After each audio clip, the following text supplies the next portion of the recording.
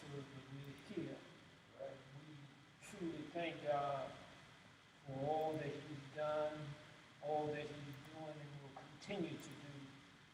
And devotional reading spoke volumes to that. Yes. That God in His Word has given His Word, and Jesus reminding folk. Yeah. And the same thing that sometimes we need to be reminded of that fact. Yeah. That God is God, and who He said He is, and what He says He will do it. Amen? Yes. Amen.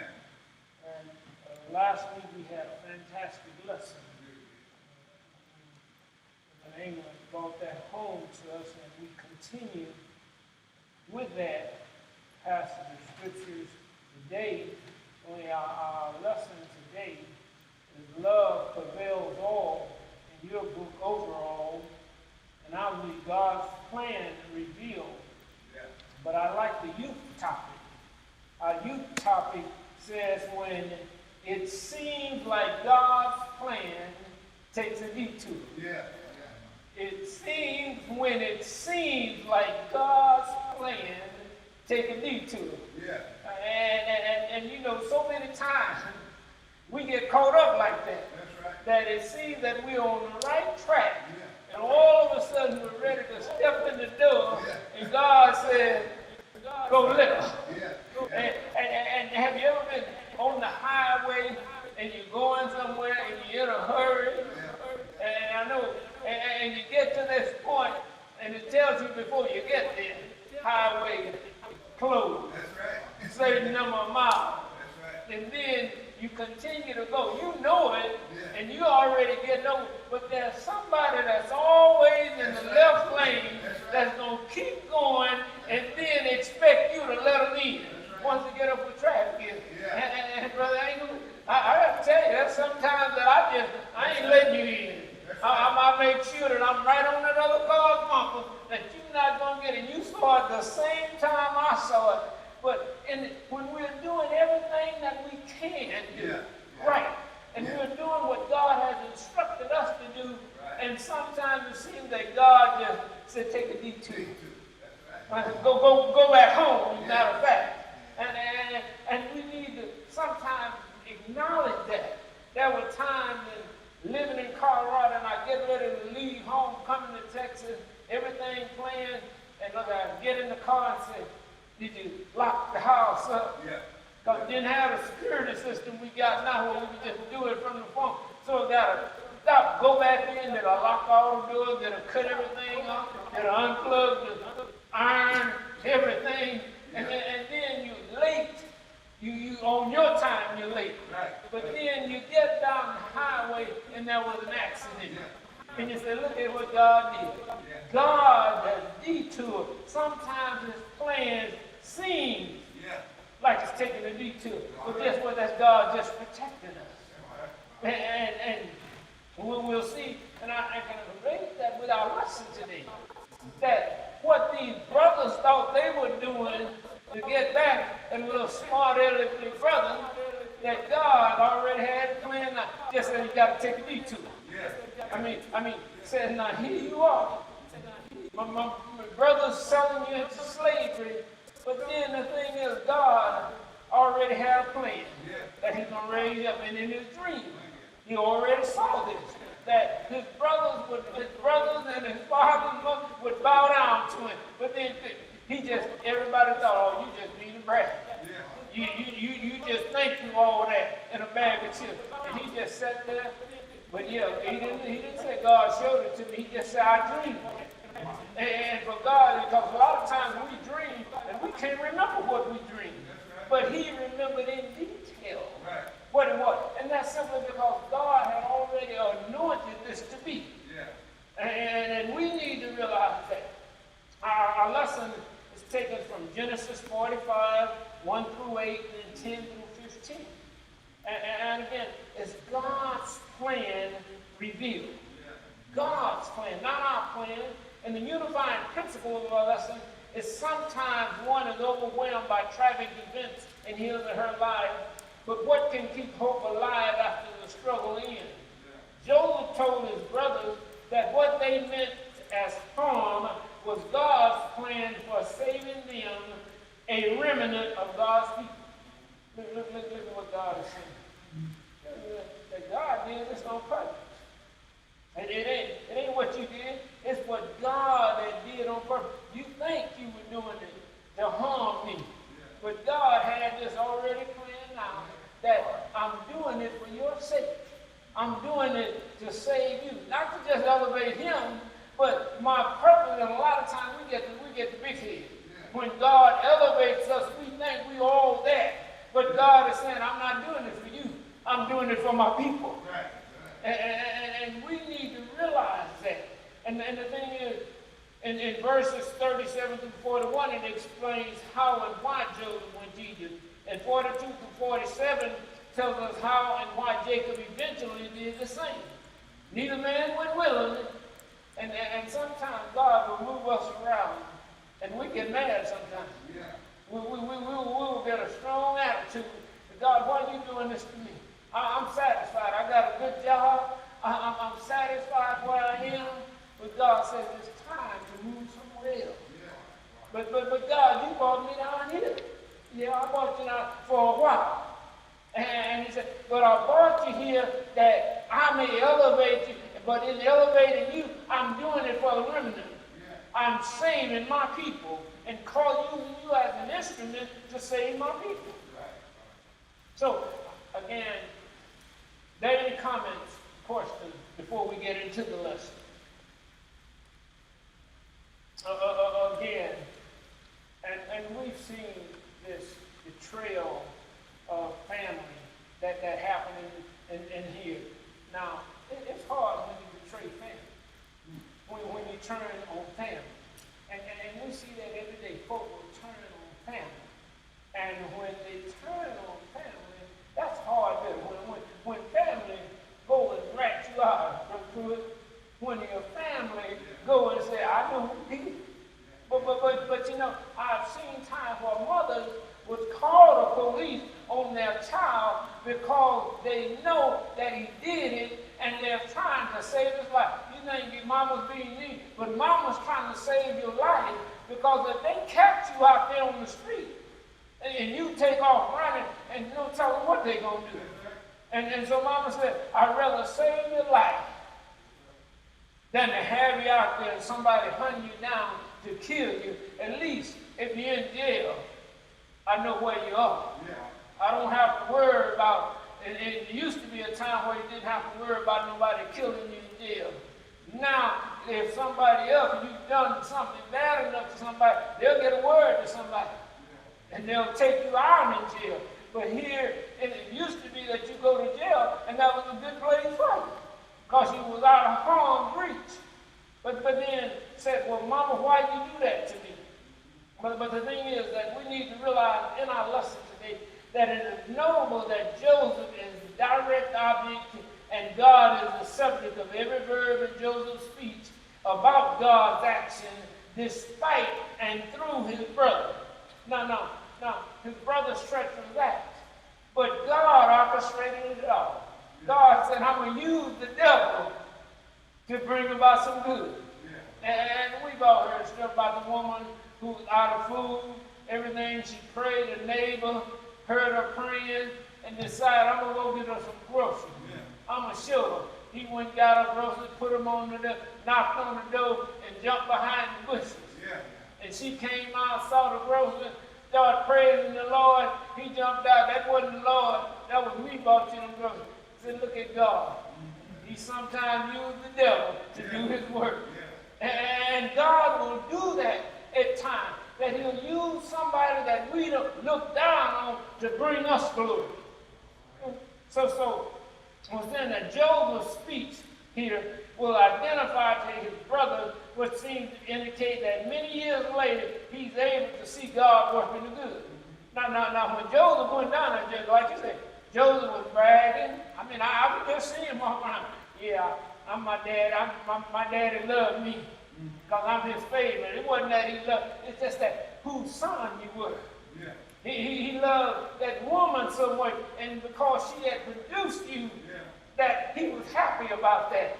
I mean, it wasn't so much about you, boy. You ain't all that. It's just that your mama was good, and he wanted her, and because of her, because she had went so long without having to, that said, wait a minute, yeah, I'm going to show some favor to this boy. This is my baby. And that's what happens to us sometimes. We have favorites in the family. And sometimes that one will be the one that gives us the most trouble. But he said that in all this, that God used him.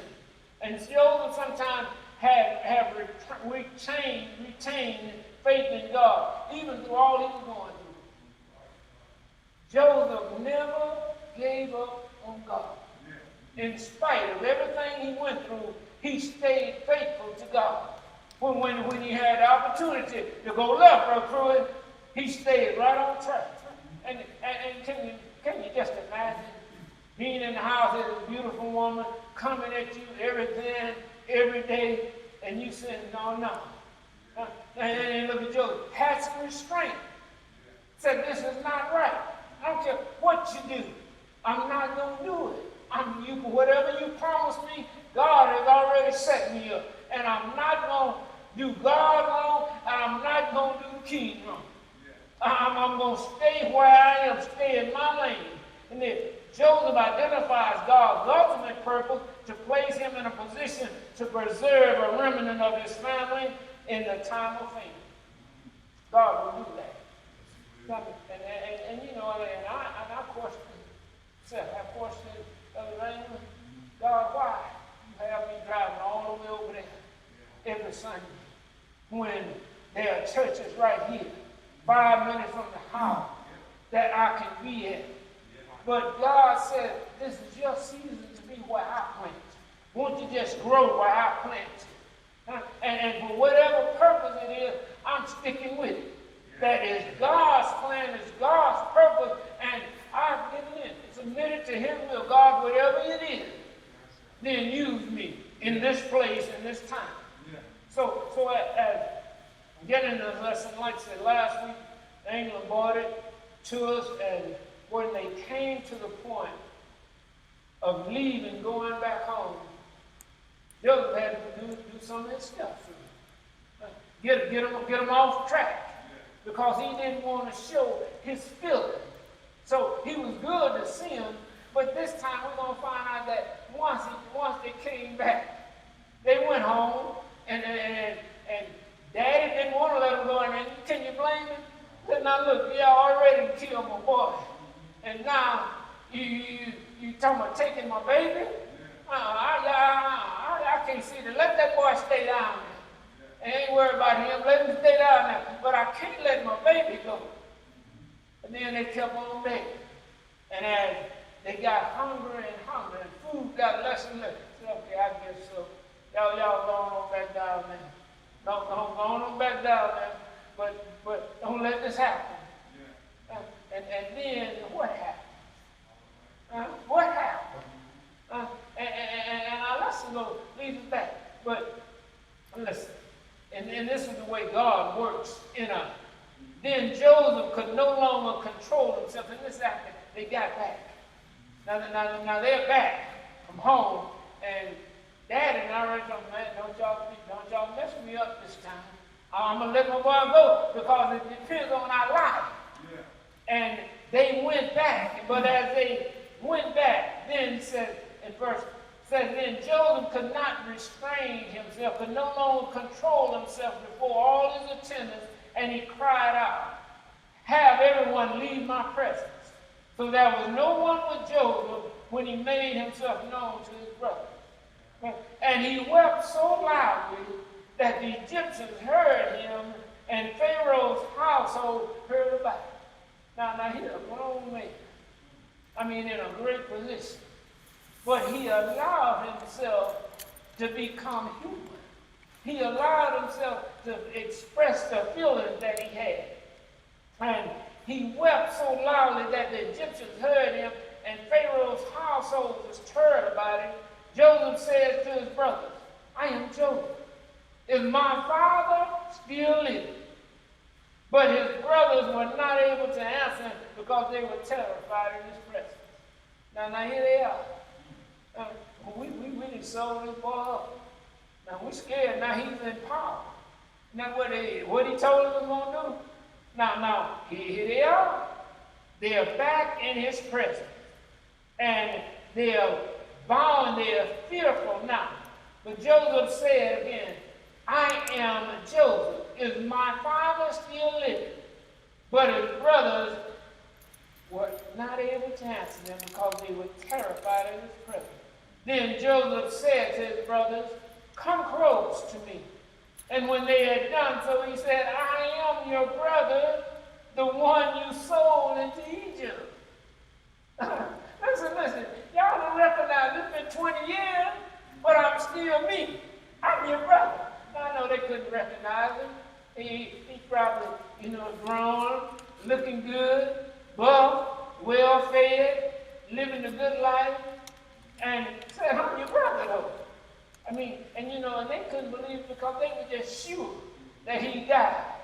They were so sure that this can't be him.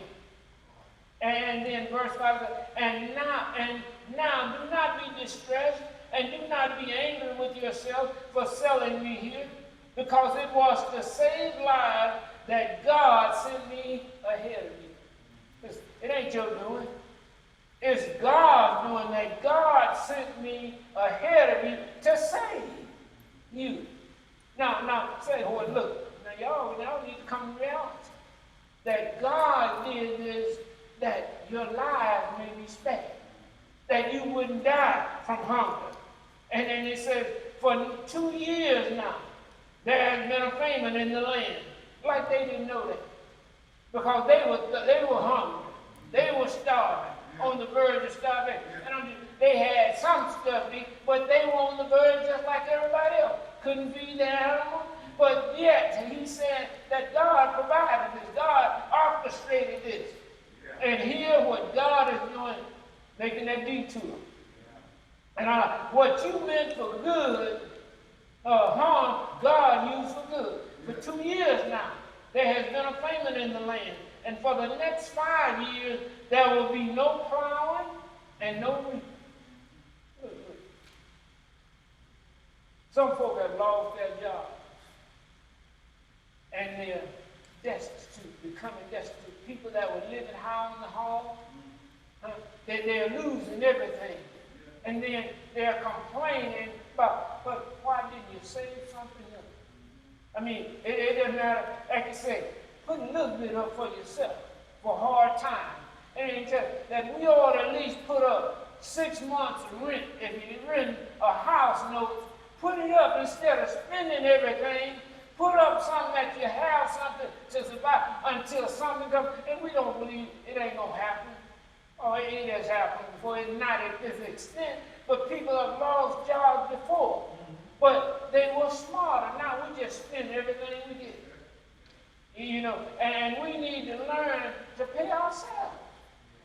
And what he's talking about, every time you get paid, first of all, give God his, and then put some aside for yourself. And you say, how can I do that? Well, how you do it? Put it in a savings account, or put it in something and put it under the mattress, like grandma and great-grandma used to do. But it was something always there. But when I get paid, I put a little bit for myself. I get $50 worth of quarters when they were giving quarters, and I bring them home, put them in my jar. When it gets full, I'll take it to the bank, and then put it in my savings account, and I don't mess with it. And I'm sitting there, they say, how long have you been doing that? I saw about 3 months. But if you do it, and every time I spend some money, I just keep my change, come home, dump it over in there. And in doing so, my savings grow. And then if I need something, it's there in a separate savings account, but I know it's there.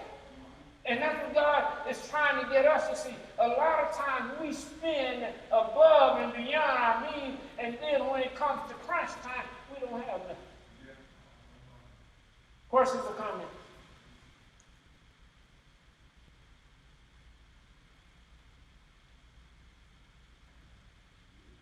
Questions, comments?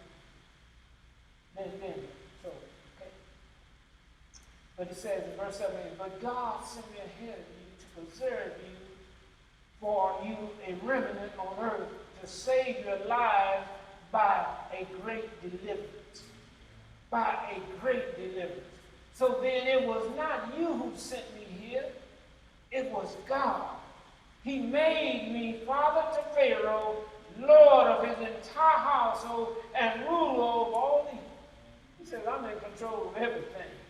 Everything but the throne is in my hand. And it wasn't you that sent me here. It was God that orchestrated it.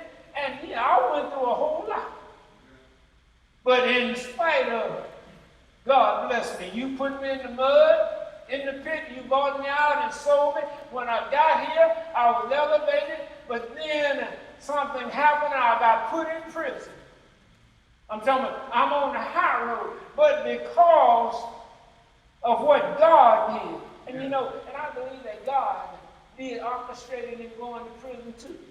Because sometimes we can get so high and mighty too quick that God says, I got to bring you back down. To cause you to realize that it was through me. A lot of us who were successful in business, who are successful in business, we can forget about God and we can blame it on everything else. But it's God trying to get our attention. It's God trying to tell us, hey, you're moving too fast. You're forgetting about me. We get caught up in self and we stop giving our tithes. We stop giving our offering. We stop giving to others, helping others, and I'm saving everything for me. And when you forget about God, first of all, and then I can just imagine Joseph. Now, here my brothers and sold me in the pit. Now, God blessed him to do this, but he gets to, hey, I can just imagine. I mean, like a lot of us. We get that extra position, wasn't looking for it, Sister Johnson, get promoted, and what? I got promoted, I ain't even been here that long, but they promoted, and you get too high, and all of a sudden, company shuts down. And what? Then you're sitting back. How did this happen to me? But God said, wait, I got something better for you. I got something better for you. And then the thing is that we need to realize that here Joseph still saying, it's God that did it. It's not me. It's God that orchestrated it, God that planned it out, and God that's implemented it all. How many of us can say that today? Give God the praise. And then he goes on. He said, you shall live in the region of Goshen and be near me. You, your children and grandchildren, your flocks and herds, all you have. I will provide for you there, because 5 years of famine are still to come. Otherwise, you and your household and all who belong to you will become destitute. Said that I'm bringing you out. I'm bringing you out of your homeland. I'm bringing you here. I've already provided a place for you. And Goshen was a fertile part. That for all your cows and your flocks, you ain't got to worry about it.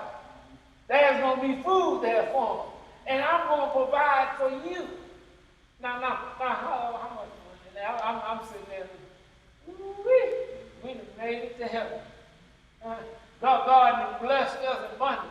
They're not thinking about God. But Joseph keeps trying to tell them, it's all about God. It's all God's doing. It has nothing to do with me. God sent me ahead of you to provide for you, make sure that you had sustenance to live. Yes, ma'am.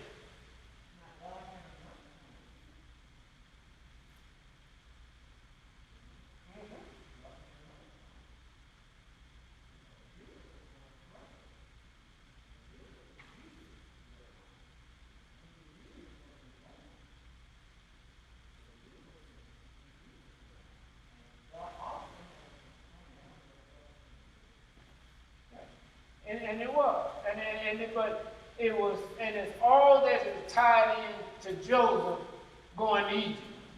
God had to use Joseph, but then all the rest in doing, God had it planned out already.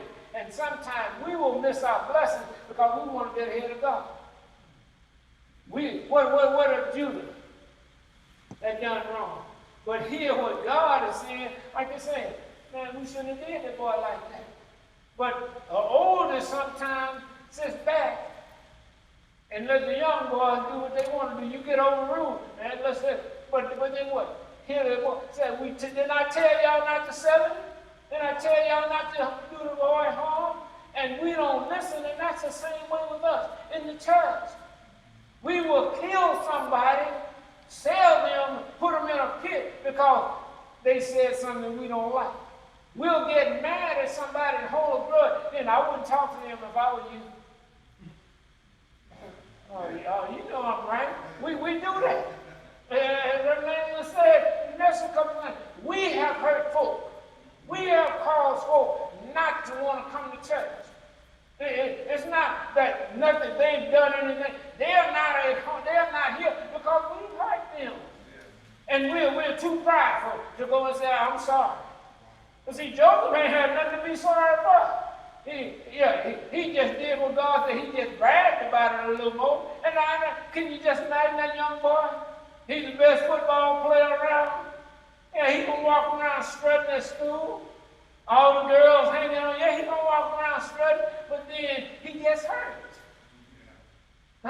And when all the girls leaving, all his buddies stop coming around because he's not the star player no more. And then what? But God uses that moment to bring him to his senses, and he comes back and he excels in his education. And he graduates at the top of the class, and he gets to be valedictorian. And then what? You can't say nothing.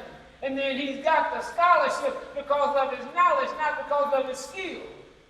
And sometimes God, when you sitting there mad because you can't play no more, cussing, but God saying, now use your mind. Use your mind and watch me elevate you. And I'd rather be on the honor roll than to be going to college and having somebody do all my work for me. And then when I get in the work field, or I don't get drafted in the NFL or baseball, then what? And I ain't got nothing up here. But see, if I get my stuff right from the beginning, instead of majoring in the minors and minoring in the majors, I'll get my priorities right, no matter if I don't make the NFL or the National Baseball League. I can still get me a good job because I got my head on right. And see, God uses that as Sister John said, that what? Here it is, Judah through that bloodline, but then here the 12 tribes. The 12 tribes came out of this household. And that's what we look at. Here God saying, I don't want my remnant, my blessing to be. Because if they die, then what? This is my chosen. And I want them to stay healthy. And God's, what? All of them had something better to do in their life than to say, can you just imagine if they just kept on living? Nothing never would have happened. And Joseph would have kept on being who he was. But Joseph missed his family. And he thought about them all. But you can tell by his back, by what happened. And then he said, listen, it said in verse 12, you can see for yourselves, and so can my brother Benjamin, that it is really I whom am speaking to you. Listen, he didn't say, even Benjamin, my brother, because their brother wasn't the same. And he said, my brother, my baby, know who I am. And then he said, y'all don't recognize me. He said, but he knows who I am. Because there's that kindred spirit. And know that we came from the same mother. And there's just something about that. We talk stepbrother, half brother, and all that. If that's my daddy's child, my mama's child, they still my brother and sister. It doesn't matter. No half. Like I said, my son-in-law, as we would say, those that married my daughter. Who call them son-in-law? Those are my sons. Because I treat them just as if they were my son.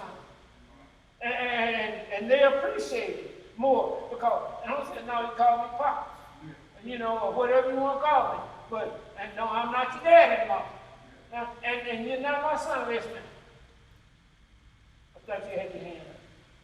But then, listen what he said. You can see for yourself, and so can my brother Benjamin, that it is really I speaking to you. They said, tell my father all about the honor accorded me in Egypt, and about everything you have seen, and bring my father down here quickly. Bring him down here quickly. And then he threw his arms around his brother Benjamin and wept. And Benjamin embraced him weeping. And he kissed all of his brothers and wept over them. Afterward, his brothers talked with him. Can you just imagine what that conversation was like? I mean, this is a heart-wrenching time now. Man, how did you get all of this? How did you do this? Then you ask them, what's going on at home? How's dad doing? How's mom? How's everybody else? Said it's been so long, 20 years. Can you just imagine? Things going away from home, 20 years, no telephone calls, no smoke signal, no text. We can't get along for a day without picking up the phone and calling somebody. That phone don't ring. Yeah, what's wrong with him? What's wrong? I ain't heard something. One friend called one of my friends last night, check on him, because I hadn't talked to him all week. Called him, and I guess about 5 o'clock, phone went off. And I heard it, and I didn't answer, because I wasn't ready to wake up. And it just let it go. And then when I looked at it, and I called him back, I said, why were you calling me at 1 o'clock? What's wrong? I said, nothing wrong. You just crossed my mind, and I just called. Well, I was at the casino. I said, but if I didn't have a house full of folks, I'll cuss you out. I said, for what? I just called to check on you. Yeah, but why? You calling me that time of night. Something had to be wrong. I said, nothing was wrong. I said, but that's the way we do. And here, that we see in this lesson that Joseph had a plan. But God had a bigger plan. And we need to realize that when God's plan and Joseph said, I am Joseph. This was standing for, even Jesus said, God said, I am God. When he told Moses in the desert, he said, I'm God. I am that I am. And we need to realize that God will make a detour in our lives to cause us to be a blessing to somebody else, or to be a blessing and a force that to be reckoned with in him. And sometimes we are going down a road and everything's going smoothly, and all of a sudden everything crashes. And we get mad. Why is this happening to me? God says, I need to get your attention. You're getting your focus off of me. You're getting your mind on other things, making money, doing this, doing that, moving. But God says, settle down. God will cause us to lay flat on our back to get our attention.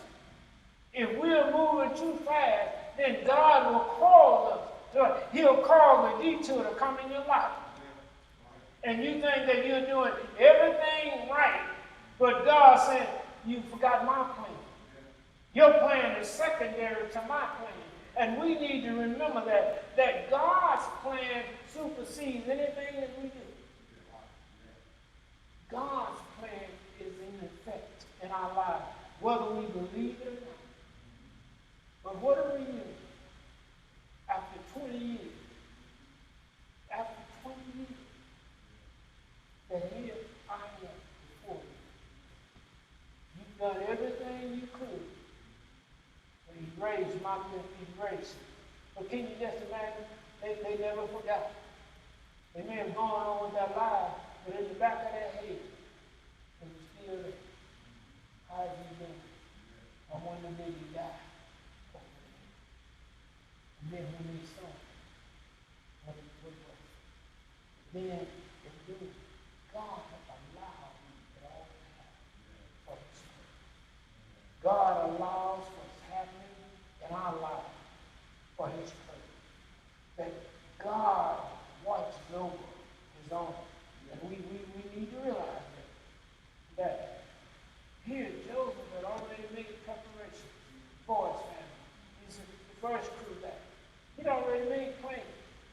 because of they may be a delay.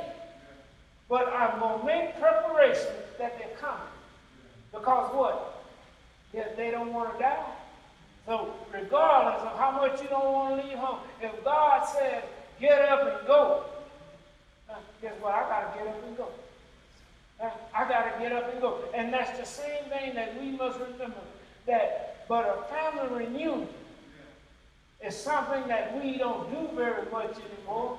But when we do it, and you get to see family, get to see people you hadn't seen in years, because we don't do like we used to be every month. So we'll get together.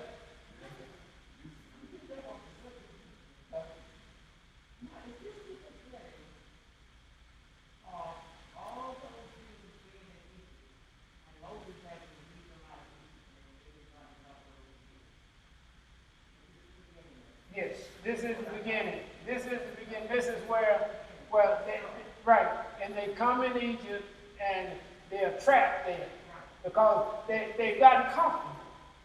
They have gotten comfortable.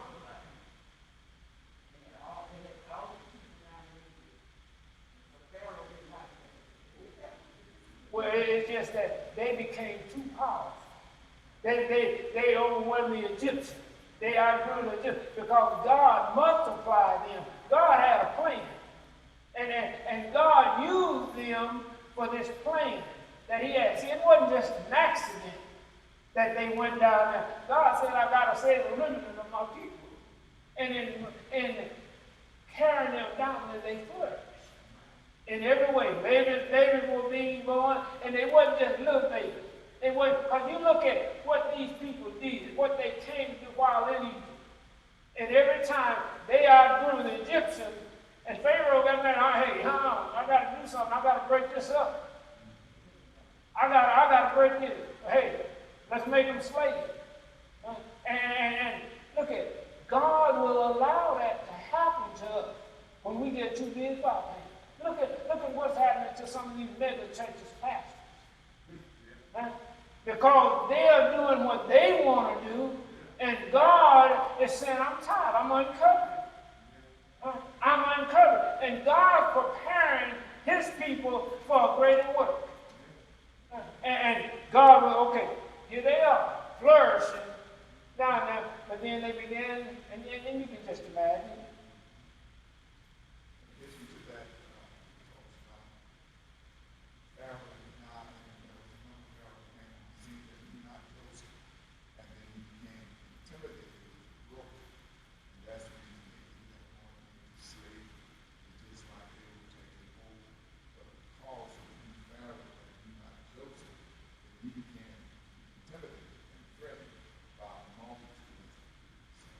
Thank you. And we were going there. Yes, ma'am. The Lord had already told Abraham that his descendants would be in bondage so many years. But God's ways are just not our ways, and his thoughts are not our thoughts. And in his word, well, just look at the story of Joseph, when the brothers didn't recognize him. We don't always recognize who God is. They didn't recognize his dreams came from God. They didn't recognize what was going on. Joseph didn't recognize, the Pharaoh didn't recognize his dream came from God and it was a prophecy of what was going to happen. So sometimes we just don't recognize how God is moving. But his word, we know the word today that all things are going to work together for the good of them who love the Lord. That's what we know. But even in knowing that, we still don't recognize things like that. We don't recognize that it was good that we were afflicted. We don't recognize certain things as we walk this walk, but we ought to just try to do better to understand and to study his word and be a doer of his word. As I was sitting here, for many of y'all know, I kind of work a lot with high school students. And we work within a ministry called Young Life, where we engage with students about Jesus. And with what's happening in our society right now, and I think also I could probably make this statement where our generation, would probably consider my generation, is kind of considered that last generation where we actually had parents and grandparents that were engaged with the church. how do we, and this is a question for anyone, how do we engage with students or with kids about Jesus if we make, as we are making these statements as God structured it this way? And I say that because many kids come up to me and they will say, Miss Bree, if that's what you're saying, so you're saying that God allowed it for my brother to be killed. God allowed it for my parents to be struggling the way they're struggling. God is allowing all these deaths happening around me. Why we cannot get justice? Why can we not get peace? I'm doing everything that you have asked me to do. And sometimes I know for us, because us as we are aware and we have taken the time to read the Bible and study it, not only for ourselves but also just to educate ourselves with what's going on now with the young generation and not also having that structure at home.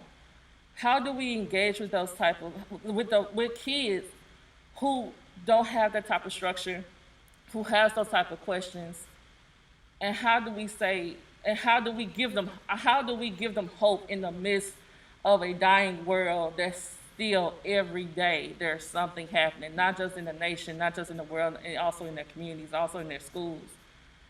Because again, when they hear something like that, it'll be like, what? What you mean God planned for that to happen? And that can, in a way, sometimes turn kids away from Jesus. So I want to know how do we engage with kids who has those type of questions like that in the midst of what's going on right now in the world? And our concluding reflection tells us how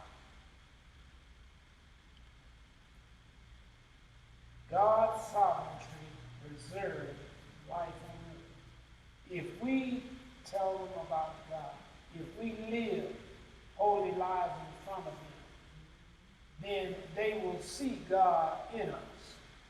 The best evidence is that we walk the walk in front of them. We talk the talk in front of them. We stop double talking with a split tongue, and stop living like we are better than anybody else and become humble, go back and remember that God is in control of our life, because God preserves life. God allows things to happen that we may realize that He's in control. And all of this, we can look at it and say, oh, God knows exactly what's going on. But until God said in His word, my people if my people who are called by my name would humble themselves, seek my face, pray, and turn from their wicked way, I'll heal the land. How in the world can children know when we're doing everything before them? I mean, is it? I mean, and your question is that? The idea that growing out of Genesis 4:5, a second idea growing out of is the fact that God can use evil that people do to themselves and others to bring about His redemptive purposes on earth. This story makes manifest the inscrutable balance between God's sovereign will and our human will. Listen, God's not going to make us do anything. But He does things or allows things to happen to catch our attention. God's not going to stop every stray bullet. He can. He's not going to stop innocent people from dying. He's not going to stop injustice in every way that we want to see. But God is working through it all if we would just submit to God. If we got to keep, as long as the kids keep coming to you, oh yeah, pray with them. Pray with them. Tell them to trust in God. If their family's not doing, a lot of us, after we left them, I can't wait till I leave home. I'm not going back to church. And what happened? You got out there, you got grown, and you start struggling, and the only place you know to go find some peace was at church. If we teach our children, if we live it in front of them, then they'll say, why young folk ain't, right here in this church. People drove them off. People drove them off. And then never, and as Reverend Lane said in this message a few Sundays ago, we did. Never said I'm sorry, and we still, well, I did God a favor. Baby, can I tell you it's going to backfire on you?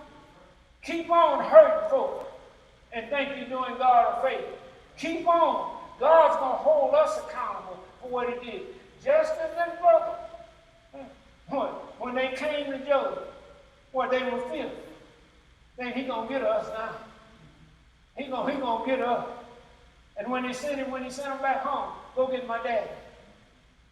But he had one more trick up his sleeve. Put his cup in his brother's bag. Put it in there, because I want him to stay. And y'all done told daddy y'all gonna bring him back. And now daddy gonna go off on y'all. But then they had to come to him and say, wait a minute, daddy, we got to tell you this first. No, we ain't got anything with it, but listen to this. This is why we don't have it. Because your son is alive. And he's ruler over everything. If we continue to tell that Jesus is ruler over our lives, in spite of everything that's going on, watch God. Sometimes, as the lesson said, God takes a detour. God takes a detour. And sometimes God takes a detour.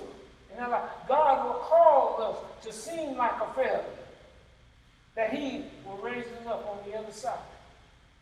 Every kid that's out there not doing wrong, those that are doing right, let them be example. Start watching. And then you know who to tell them to start watching. Stop hanging around with them. Stop listening to what that knucklehead said. And hook yourself up with that person.